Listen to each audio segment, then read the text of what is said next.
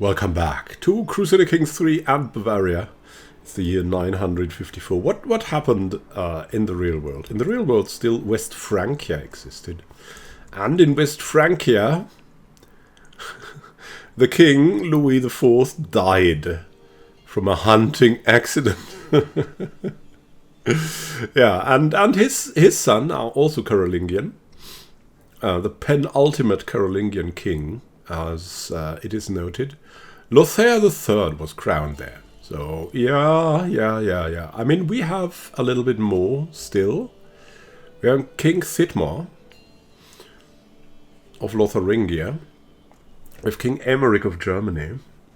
Then in France, yeah, these guys are no longer Carolingians. Then we have these smaller houses here. Poitiers, Aquitaine. That's House Nibelunging. That is actually Carling. So Aquitaine might come back. There's Toulouse. Then we have Armagnac. We have Gascogne, which is still in the House of Carling. Prince Renaud of France. Can we somehow help this guy? Not really. Cannot arrange a marriage with our daughters. Because we don't have daughters, we're maimed. Yeah, we started maimed. Thomas has been seriously maimed. The question is, will this ever heal? I don't know. I absolutely don't know. But that's why he's taken the medicine focus. So we're the maimed king. And our goal is to live long enough to have Prince Weikart of Bavaria taking over. That's our goal. Great life goals at 22. No, we have this accolade, the Iron Pilgrim, and nobody ever stays their successor.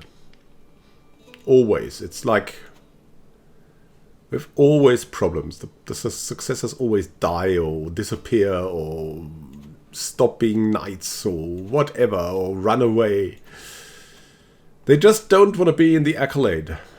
We could usurp Bohemia, but we don't really want that. No, I mean, it's due to us having all of these counties here.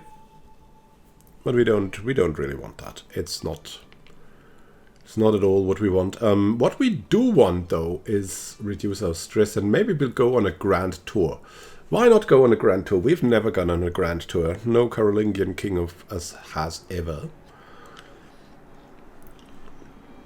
We will go on that grand tour now. We could go on a majesty tour, prestige, vassal opinion, an intimidation tour, earning dread,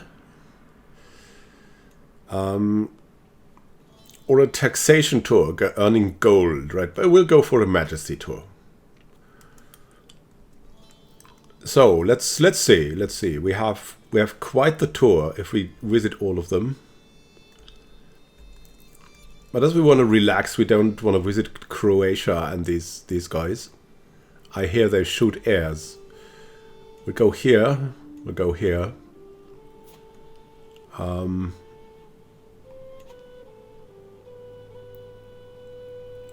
go here.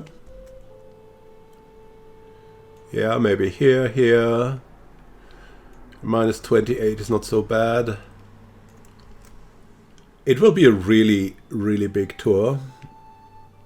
I mean, we have a really big country.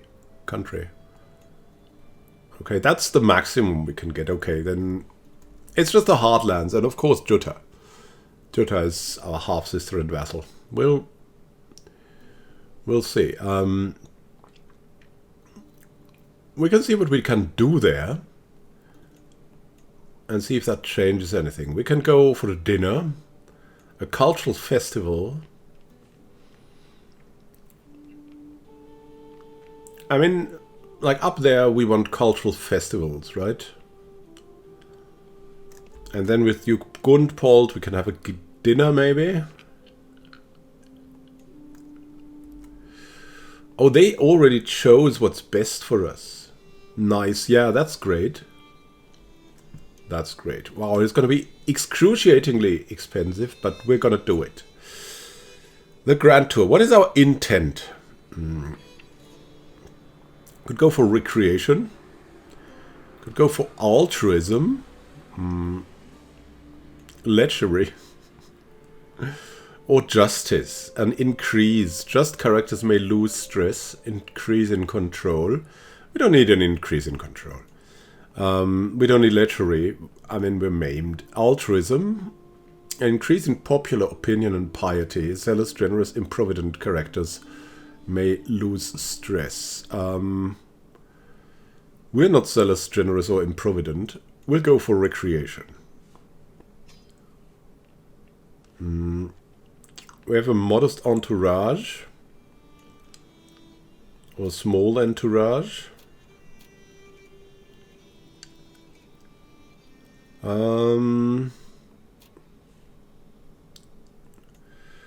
That's the luxuries.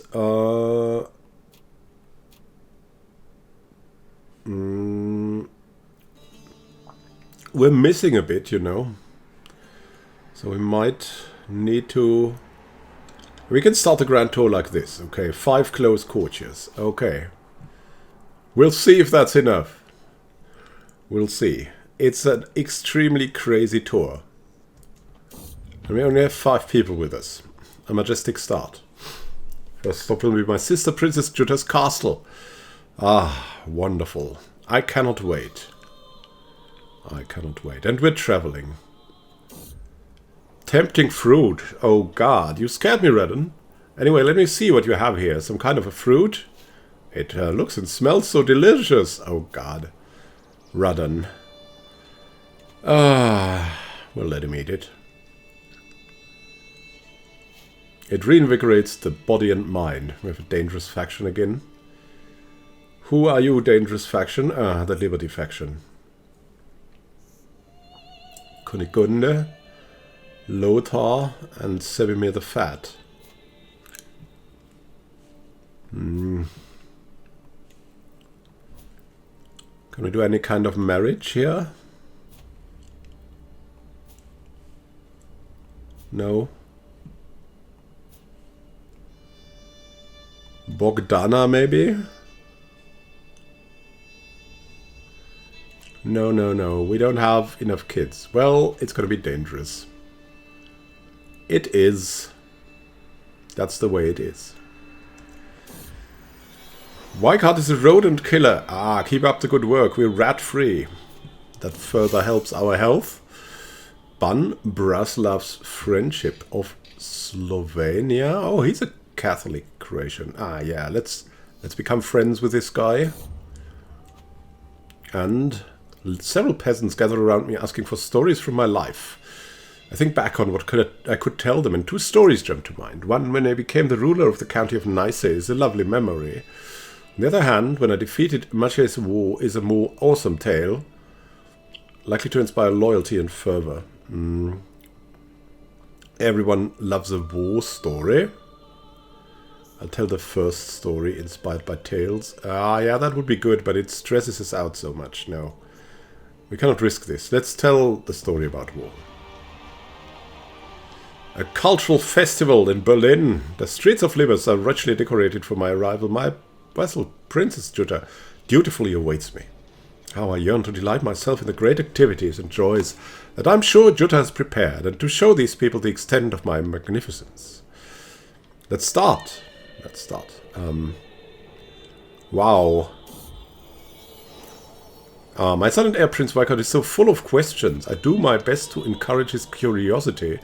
I cannot help but get exhausted by the constant stream of... when a father and mother love each other very much. Oh, yeah.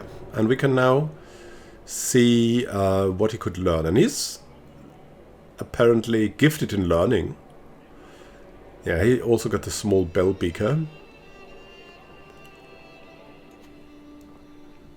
We're going to make him learn. Maybe he can heal us or something. Hosting the festival. The sky above Libers is clouded. The grey streamers of the night start to wander around the narrow alleys. Princess Jutta's hold rises at the top of the hill, almost defiant. She could use a reminder of who she serves.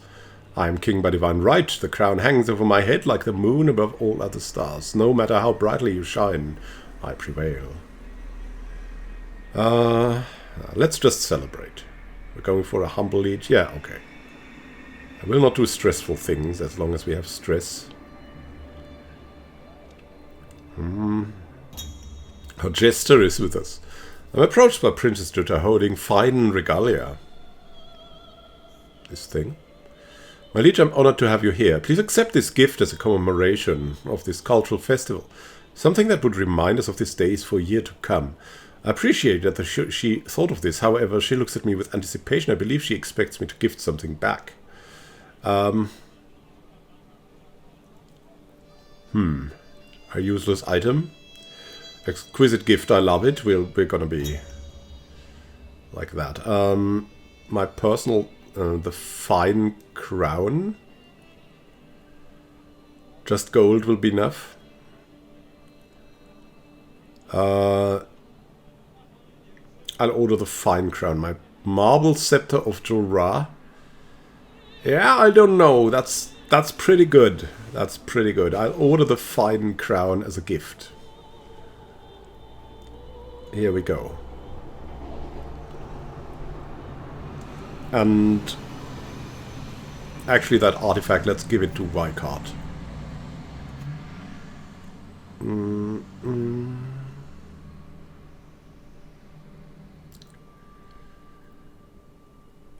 Do I have the fine regalia or something like that now? Or where is that thing? Or do I don't have it yet, I think. Okay.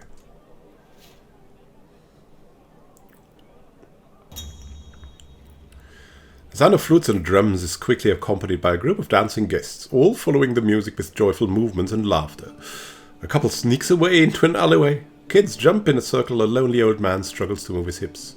I spot Princess Jutta among the crowd, and next to her, one of the most beautiful men I've ever seen. Count Jacco of Libes. Or who?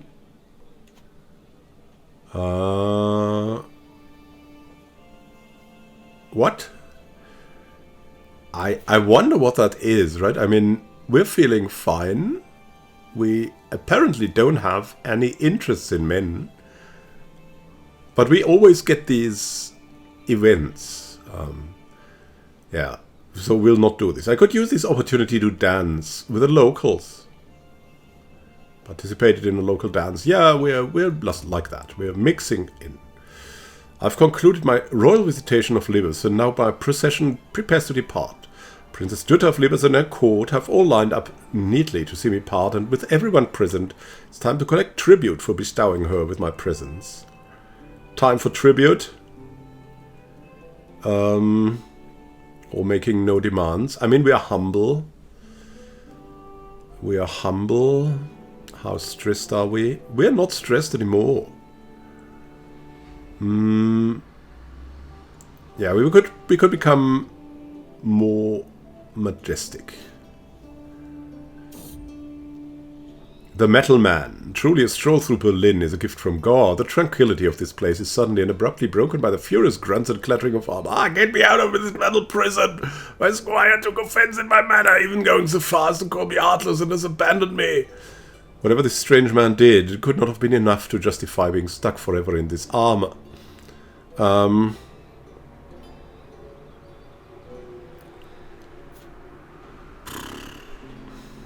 I don't know. I mean, he's humble too. We like that. Humble, trusting. He's also callous.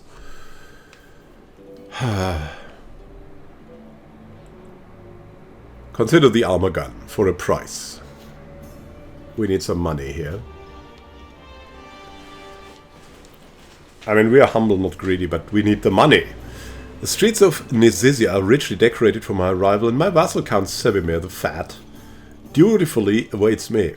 How I yearn to delight myself in the great activities and joys that I'm sure Sebimir is prepared, and to show these people the extent of my magnificence. Let us start.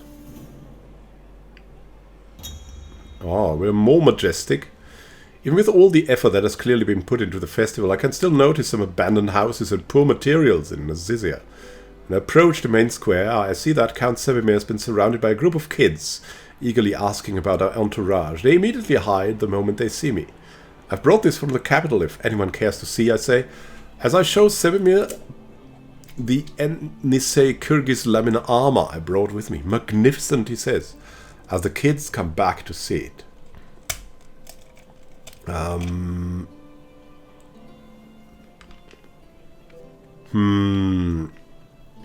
Yeah, in fact, you can keep it. Let's give him that stuff, and he likes it. Our nephew and vassal. Oh no, there's a call to war? Really? For Adalbert's claim.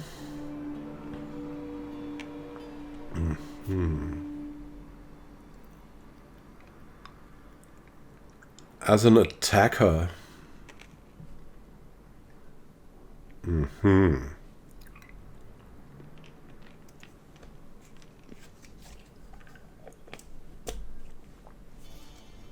Oh my, I mean, she's our ally, we have to accept. War waits for no man. The blaring of war horns have reached me even here in Nisizia, as I'm in the midst of hosting a grand tour. I've joined in the fight against Prince Renaud of Gascogne. Much planning has gone into preparing to host this grand tour, and I'm loath to send my guests home. The importance of this conflict should not be underestimated. However, perhaps it would be best to focus all my efforts on preparing for war. No, I can manage things from here. I'm not a good warrior anyways. We'll have to see what we can do. Raise our armies and men-at-arms here.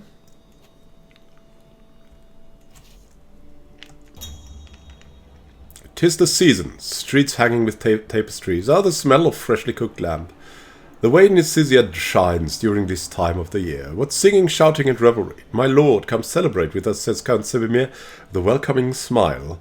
In the square the locals have gathered. They dance amid the pungent aroma of spiced wine and a bowl of stew. Let's drink some wine. Drink and forget. Such a lovely celebration. Yeah, let's go for the cultural acceptance here. We have a religious parade. Damaja invites me to join the religious parade. He assures me that Count Sevimir watched over the preparations to give me the best parade of the county of Nisizia could offer. As he speaks, local monastics are praying in the main square, paying respects to the god. It's good to see that the people from Nisizia are so devoted to our faith.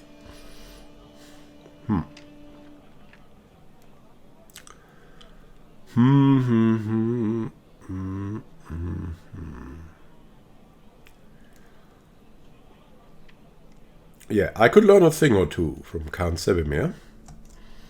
With these guys, and they seem to be okay. Let's move over. Do we have someone who's good at traveling? Luitpold von Dachau, at least, is a logistician.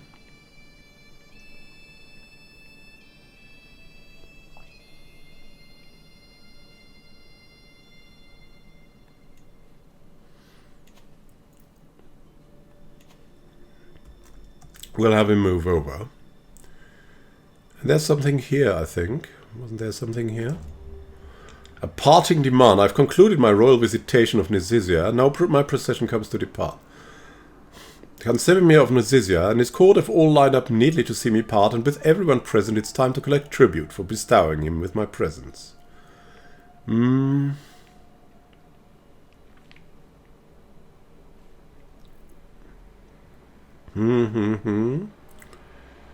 I make no demands this time.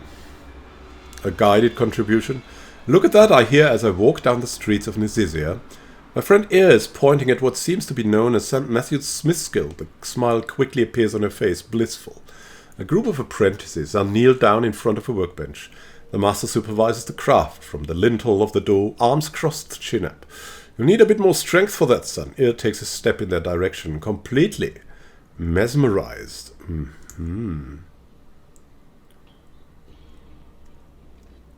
These people are worth helping now.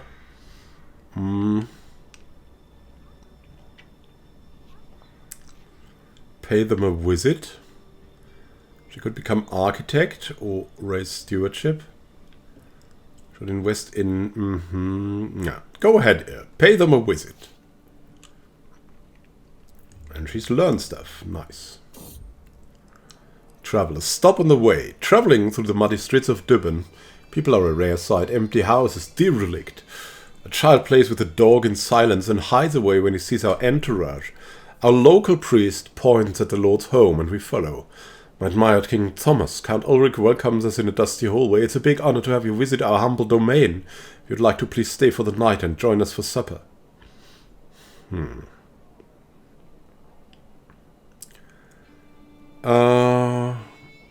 I'd gladly accept your invite.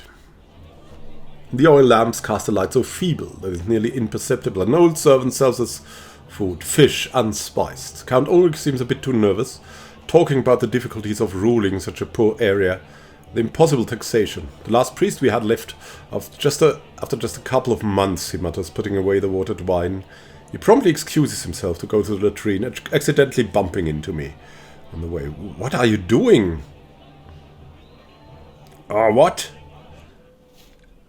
Stealing money. These guys. What's going on? Someone is demanding an artifact. That guy. He wants the marble scepter. No. Oh no! What happened to our cup bearer?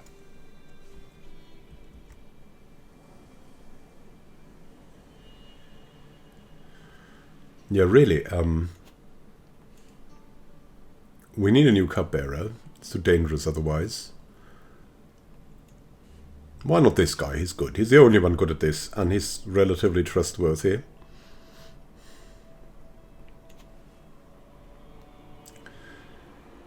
Let's travel more. Oh, Branimir was finally released. I was settling in for dinner. I received a welcome worthy of a king at the gates of Duke Gunpol's castle in Eichstätt. There's little doubt the splendor of my train has made a great impression. The vessel dutifully receives me with all requisite deference. And that's also typical, like a castle on a hill. Gunpold explains the planned evening banquet, promising the entertainments and victuals on offer will near the standards of my own court's dinners. The Gunpold of Nordgau assures me that this is only the finest food he has to offer. Let's begin. Nice. It's been a long and wondrous evening of revelry and merriment, and many a goblet of wine has been shared between me and my good host, Duke Gunpold of Nordgau. However, it would seem that Duke Gunpold has been trying to drink more than me, always filling his own goblet a little higher than mine. Is he a drunkard? I mean, he's melancholic, he's one-legged, he's a flagellant, and he's chaste, zealous, fickle, I don't know. Seems to be a harsh guy. Harsh to himself, too. Is that some sort of implicit challenge? Perhaps I ought to set some stakes in here. Would you underestimate my prowess? Nah, we will not try it. We're maimed, I mean. Sit at the dinner table awaiting my dessert, and when it finally arrives I can scarcely contain my rage. I'm shocked to see what appears to be a cake in the shape of the cross. This culinary display of blasphemy sickens me to my stomach so much I can barely bring myself to touch it. I can only feel insulted to look at this thing, but from Gunpold's puppy-like eyes I can tell this was the sincerest attempt at flattery. My God, he's an irrational zealot. He's unpredictable. I love it. What Count Sebimir the Fat is plotting against me? For real? The eremitic fiend.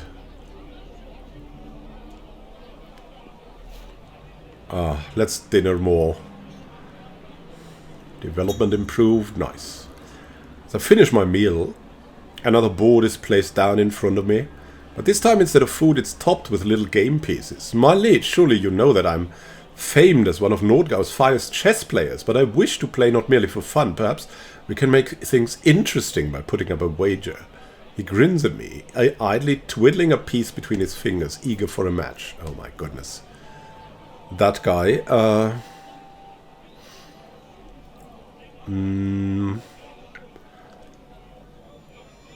Oh. Okay, we'll try. It's my move, Gunpolt. It's already waiting to begin our little chess match. But here, I know the rules of chess like the back of my hand, you know? I wish matters of coin, but as easy as playing chess, remarks my opponent. I'd be swimming in silver. Yeah. I know the rules of chess, though. Neither of us is even close to victory. A little restraint goes a long way.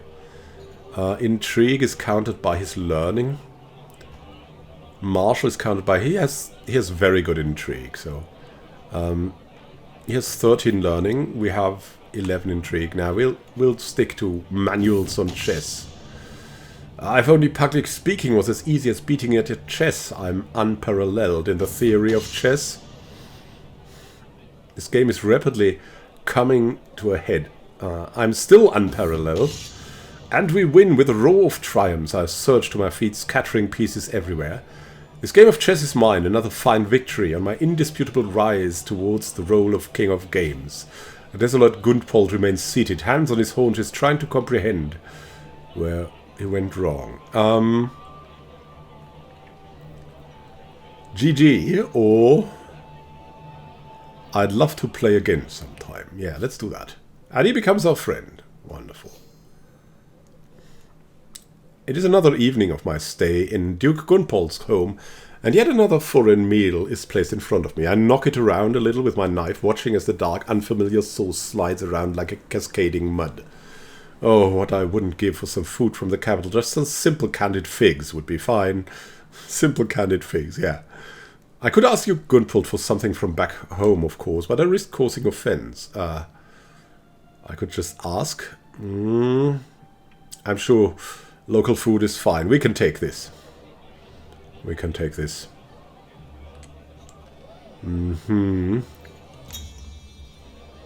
Dinner this evening is a little different from what I'm used to. The cook lackadaisically drops the bowl in front of me, and I'm immediately met with the most unworldly aroma I've ever smelled in my life.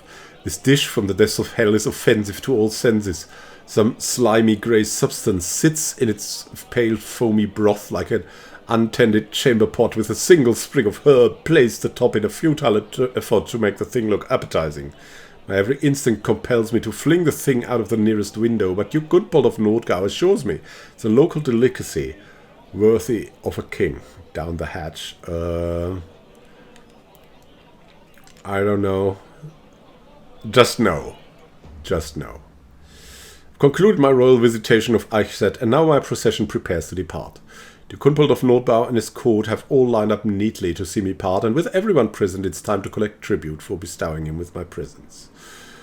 Gunpolt, I mean, yeah, we wanna chill. I make no demands. It's good, it's good. I emerge from my slumber after another peaceful night staying with you, Gunpolt. As I regain my consciousness, I feel something heavy beside me that wasn't there before. I feel the familiar touch of a woman gliding her finger inquisitively across my breast. This gift is certainly unexpected, but is it really such a pleasant thing to wake up to? What? What a wonderful way to wake up. What the heck? No, we're too humble for this. I think this is nothing for us now. I mean, we have a soulmate, come on. Word has reached me that my plans have been interrupted. It's no longer possible for me to pay a royal visit to Augsburg. Duke Gunpolt has taken to the field of battle. Is no longer able to host me. It's a great disappointment. I was looking forward to that. We're skipping that. And let's have a look at our armies now.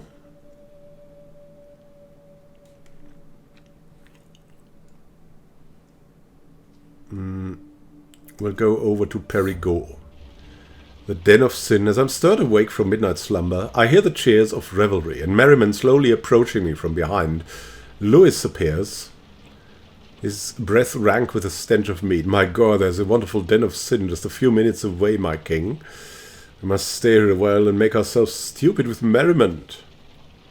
Drinking binge. No, we must not distract ourselves. It's taking long enough as it is. The toll of conquest. My brother, my father, my husband all died in a war. A peasant is screaming at me across the village square. When you commanded and won the Battle of Birlitz against Machier, it was a victory for you, but for me it was the day 3 generations of my family died. Anger had turned to tears, and the words she spoke next barely reached my ears. You're no king of mine. Ignored the war widow. Oh my goodness. But we could have cared for the war widow in the county of Augsburg. Augsburg is no domain of ours, I think, or is it? Currently in the barony of Leckrhein. That was a sacrifice I was willing to make. We just don't have the money for this. Otherwise we might have done this. But no. No, no, no. We have arrived in Tyrol. In Innsbruck. My arrival at Duke Dietwin's castle in Innsbruck is marked with fanfare, befitting the king of the realm, and the locals are clearly awed by the grandeur and pomp of my escort. My vassal dutifully receives me with all the requisite deference. Dietwin outlines the planned tour, and assures me Tyrol is so fair and fine a land that merely gazing on her towns and fields will be entertainment enough. Only time will tell. Well, let's get to it. Let's get to it. We're looking at everything, becoming even more majestic. Duke Dietwin has been quite a gracious host so far, showing me his lands and possessions with pride, so I'm immediately taken aback when he starts stammering and clearly trying to draw my attention away from an apparently unremarkable door we're passing by. And you're hiding something from me, Dietwin. I take advantage of this moment of stunned and shameful silence to push the door open, and I'm surprised by what I find. The door leads to a courtyard filled with the healthiest, strongest looking hounds I've seen in a while. A fellow connoisseur. Today I have spent most of my time exploring the center of Barony of Innsbruck and have made merry of myself being served by the local populace. Just beyond my reach, I see a hooded figure swerving through the crowd in some vain attempt to blend in. A sheet of paper drops from their pocket and falls wistfully on the wind towards me, as if guided to me. It appears to be a map of some sort, a map of the grounds surrounding the Barony of Innsbruck. No. I mean, we're ambitious, but it's a waste of time, I think. And leading the war will be something, but who shall lead this war? Count Jacob? Charge!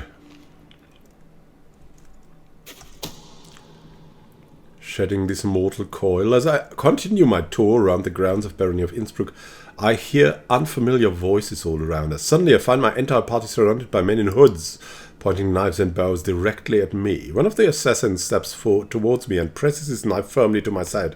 Happy hunting, my lord. We've come hunting kings. I'm at first startled. It quickly becomes clear that this is just an act. The assassin gives me a wink, and I observe that their weapon is made entirely of wood and dull on all sides. They expect me to play along and foil the attempt of my life. Have at you, scullion. Nice. Wandering the countryside of Innsbruck, I happen across what seems to be a gathering of peasants in a small hamlet, accompanied by their proud owners, plump and healthy livestock graze, looking good enough to take a bite out of right as they are. The peasants occasionally bring their goods to be judged, analyzing their size and health. They seem to be holding some sort of festival, and as soon as I'm noticed, they're eager to show me the fruits of their labor. Yeah, how wonderful. I'll judge the contest. Can we go here? We can go this way. And attack in the Battle of La Teste de Bouche. We've won this. Wonderful. Wonderful enough. Can we take that barony back? Taxable extras. The Barony of Innsbruck seems like a truly opulent and excessive place with a bloated duke as its ruler. Everywhere I look I see signs which all point to one thing: undeclared taxable amenities.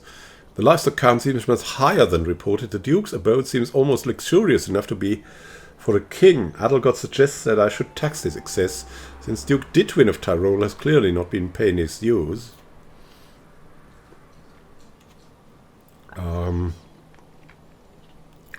Could try to tax him. Yeah, tax the Duke. We need some money for the war. My procession now prepares to depart. Aha, everyone present. It's time to collect tribute.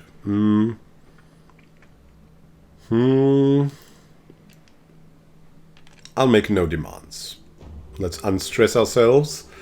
I'm locked in a conversation, though, with my friend Duke Didwin about God's divine plan for humanity, when he's interrupted by one of his courtiers.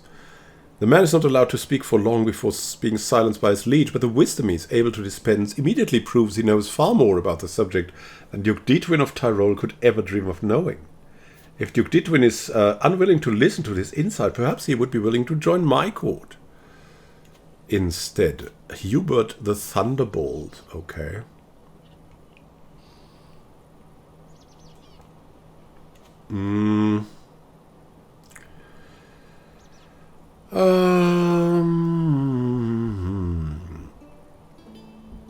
You should never speak out of turn. Yeah. Nobody's home. Word has reached me that my plans have been interrupted. It's no longer possible for me to pay a royal visit to Falkenstein. I was so looking forward to that. Anyways, we're now going and preparing to siege the barony of Albret. And we'll see what we can do there. Thank you for watching and happy gaming to you. We'll return to this grand tour and war at the same time in the next episode. Have a great time until then and happy gaming. This is Immanuel Khan signing out. How unfortunate that we had this war while our grand tour. So much money spent, but still, it's an eventful journey. Thank you for watching and happy gaming. This is Immanuel Khan signing out. Have a great time until then.